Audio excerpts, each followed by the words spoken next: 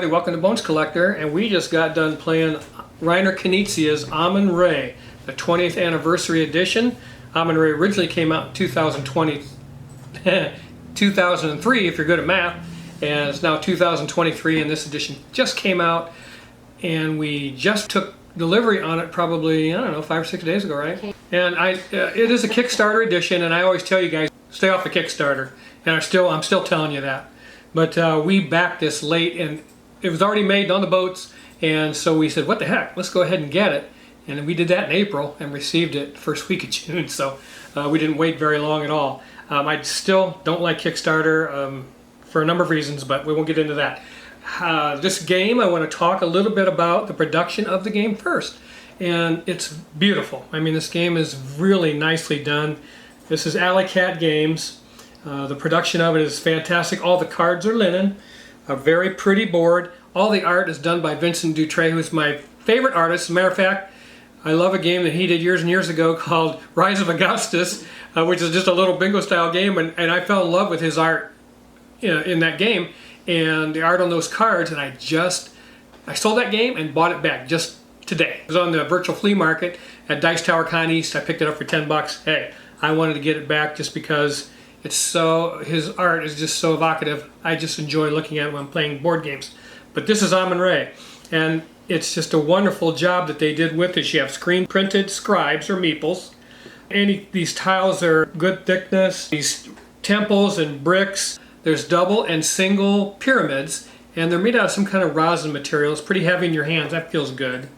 And there's these bricks that are made out of the same material, rosin. Those are very cool. You have a couple of different decks of cards. Well, the favorite cards are playing card size. The location cards and the officials cards are a smaller card, which is no big deal. As a matter of fact, it helps you because when you're those cards can't get lost in the favor card deck, so that's pretty nice. Then you have these beautiful foil highlighted God cards, I think they are, and those are really sweet, and I really enjoy the looks of those on the table. The only bone I have to pick when it comes to production, and I'm going to say it all the time, I would give this game a 10 out of 10 if these had come painted, but because of that, I'm just going to give it an 8 out of 10 on production because that's just lazy. This game was $100. Yeah, I'm just saying, 100 bucks, you can paint these. So, I mean, they're nice and heavy. I'm okay with that. The sculpts look pretty good, but they should have come painted. Same with this little temple that you use on the... And you have a cardboard one that comes too, because this one's kind of big and it covers up this board here. What is that called? Shit, I can't remember. But it covers that up a little bit. But, I mean, it's no big deal. And... oh, it does come with player aids, which are very nice. They're on playing size cards. I would rather they were on tarot size cards like these God cards, just because when you're playing a game you want to be able to reference things very quickly, and the font could be larger on a tarot size card, but at least they gave you these. But I'd much rather they were on a tarot size card. So let's see, before I start talking about something else, you get an insert, and everything does fit in here nicely. You can see where all the God's sculpts go in this box right here. Tiles, your printed meeples and scorekeepers and your cards and everything. The insert works pretty well. The box is decent thickness. It's, you know, it's not Isle of Cats good, but it's decent thickness. This rule book is made out of some nice, what is that, a linen or a plastic? Super nice. The material, the font size is beautiful. I mean, it's nice and large so you can read, and the pictures are big. But here's the thing, folks. I'm going to talk about this rule book. I mean, I wonder if Alley Cat, if anybody over there read this rule book. It's incredible. They switched these two explanations about two of the cards. So this one goes with this one, and this one goes with this one. What else we got? The very back page is the same thing. Oh, the very back page, yeah. So they switched the explanation of these two cards on the back page. So you got to make yourself a note on your rule book. And there's a typo in there. There's a typo in the rounds. Yeah, at the end of auction, it talks about is round 1 or 2 Old Kingdom, or round, said 3 and 4, I believe, but it's 4 or 5 in New Kingdom. It will be auctioned again next round. So some errors in the rule book, and again, didn't somebody at Alley-Cat read this book? And the thing is, we had never played Amun-Re. So we've got this copy, and the Amun-Re was for 3 to 5 players, but because they made it for 2 players this time, we went ahead and picked this copy up, and we couldn't wait to play it. So that we had to figure out, what the heck, that's not correct. You know, you're reading the rule book, and you're like, and you're not getting it. Oh, there's something the matter. I mean, and you're reading the explanation for these cards, you're like, and it's just not registering because it's misprinted. And that's really frustrating. Again, I wonder if somebody over at Alley-Cat didn't bother to read this book. Well, the god's name's spelled wrong too, in the one Oh yeah, one of the gods is spelled wrong in the rule book. Ugh. The card's right, but the book's wrong. Just irritating, man. I mean, that's ridiculous. I mean, you know, whatever. I mean, it's just the rule book. The game is fine. The game, but, yeah. Hey, don't get me wrong. The game is really cool. I mean, I'm sure they sold a lot of these games. And so there's going to be a lot of these games out here with rule books, and I'm not the only one that's going to get this game and has never played Amun-Re. So hopefully, if you get this and you don't follow YouTube or you don't get on Board Game Geek, you're not going to figure this stuff out, and you're going to be like, what the hell's going on in this game? With these cards, and this doesn't work, and that card doesn't work there, because you're not aware of the mistakes they made in the rule book. Wow, that's frustrating. Okay, that's it. That's all I'm going to talk about as far as production.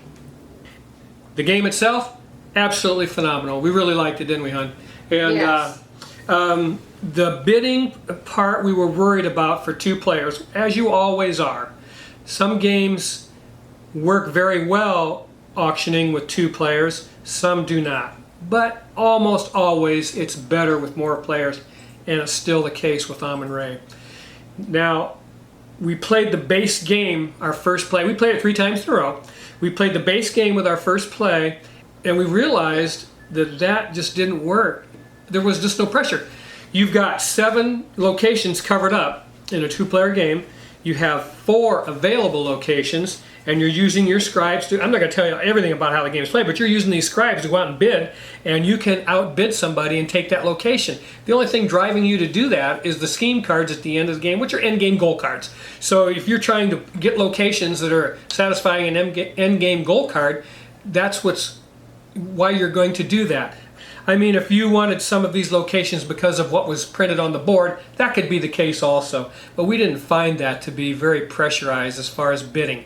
And we ended up making a house rule already that you have to bid at least 1 when you're bidding on these locations. And then also, you can fix that 2-player pressure a little bit, or that auction a little bit, by employing the statues. And what's the other guy? The other one's Pharaoh. The Pharaoh. The Pharaoh and the statue expansions are, in a 2-player game, are a must. And we just got done playing that game with those 2, were they modules or expansions or something? Yeah. And there's a must. If you're playing as 2-player, you have to have the Pharaoh, because when you outbid, the Pharaoh goes to that space where you outbid your opponent, and then you get one of these tokens that goes over in your play area, and when you get the gifts for winning the offering, you get an extra one for each one of these tokens you have. So that's going to drive you to want to do that, because those gifts are very important and they can really boost your game.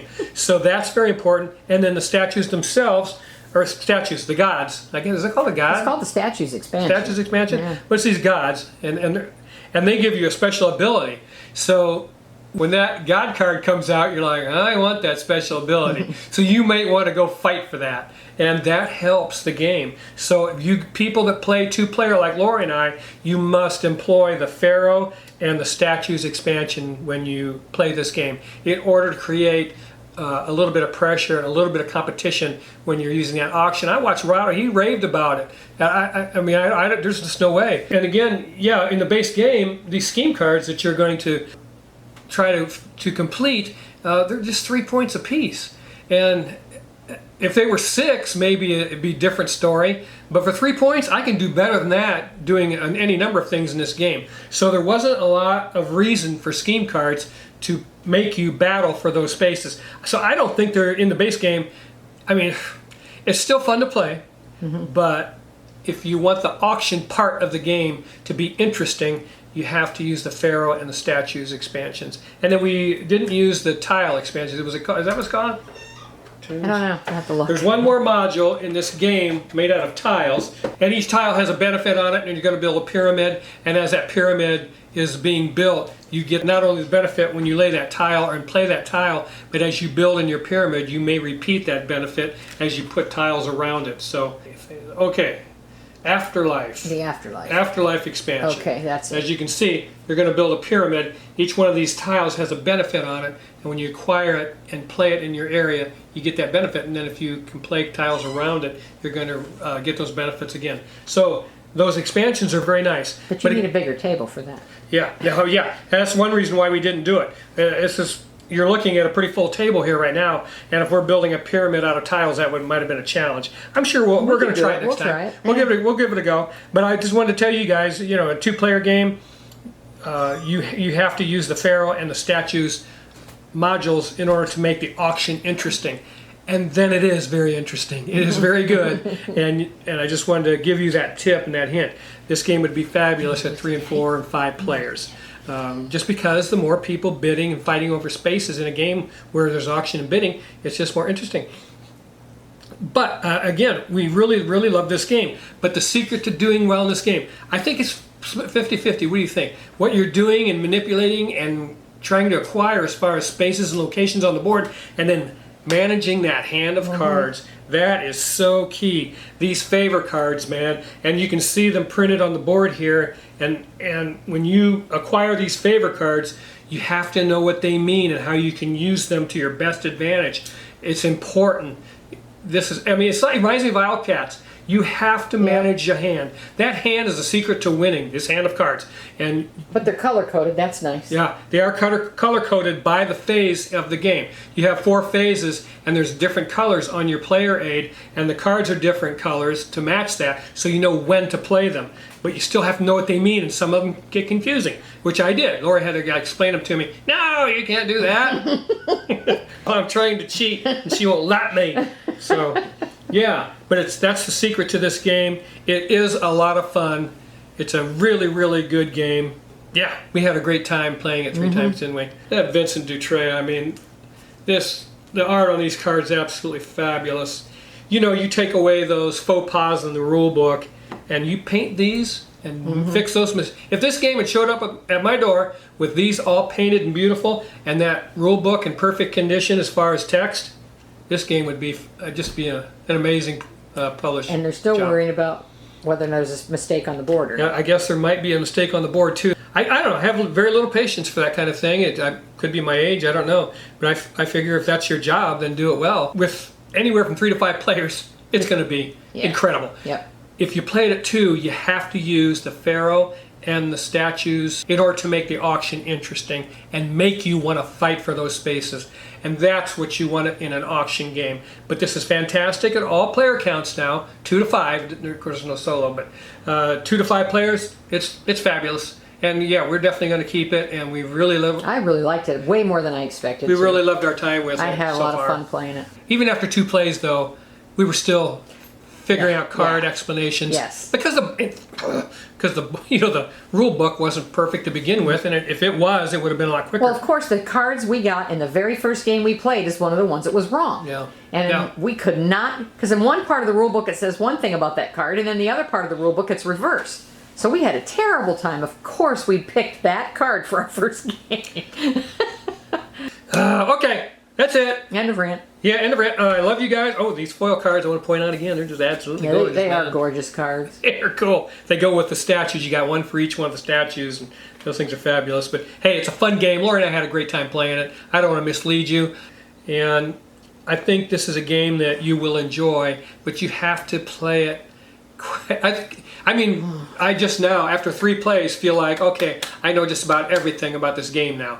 And You need to study those cards Yeah. and learn what they do before you play the game. and because that's the strategy of And it. there should be something in the game that lists all the cards and what they do. That Yeah, would be there should have been a nice. glossary. A glossary. Yeah. I love everybody. Please like and subscribe. And I'll see you next time on the Bones Collector. And please, please keep on playing board games because of games like Amun-Re. It's just one heck of a fun time and one heck of a pastime, you guys. See you the next time. Bye-bye.